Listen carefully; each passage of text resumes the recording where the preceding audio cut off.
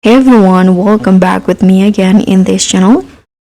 So in today's tutorial, I'm going to show you how you can get love potions in Fish It. So the love potions is now available during the event, the special Valentine's event that will give you a boost. So if you want unlimited luck, this is the fastest way to get the love potion in the Fish It Valentine's update. So you can buy it inside the Heartfelt Island, the new island in Fish It. You can just find this florist right here, the store, and you can just talk to the NPC, click on view shops, and you'll see the love potions. So you can buy it for 800 Valentine's coins. So you need to get the Valentine coins first to buy the potions.